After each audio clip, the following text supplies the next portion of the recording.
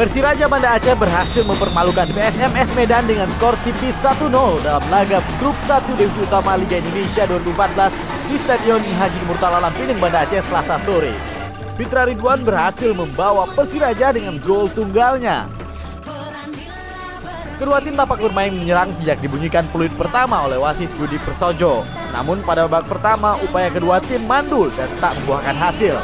Bermain di kandang sendiri memang membuat Persiraja begitu percaya diri. Mereka terus menekan pertahanan lawan.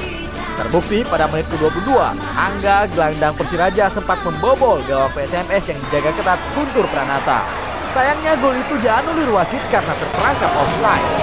Tekanan penyerang juga ditunjukkan pemain PSMS. Beberapa kali mereka menekan pertahanan Persiraja. Namun mereka lemah dalam penyelesaian akhir. Di penghujung babak pertama, Persiraja juga kembali membuang peluang. Skor kacamata bertahan hingga memasuki babak kedua. Memasuki menit ke-59, akhirnya perjuangan tim Lantak Laju berakhir gembira. Pemain bernomor urut 10, Fitri Ridwan, berhasil menghentakkan jala PSMS. Penonton pun bersorak-sorai. Skor berubah 1-0 dan tetap bertahan hingga akhir pertandingan. Dengan kemenangan ini, Persiraja berhasil mengoleksi 3 poin di kandangnya. Hasil ini diharapkan juga dapat dituai tim Lantak Laju pada Jumat pekan depan menghadapi Pro Duta.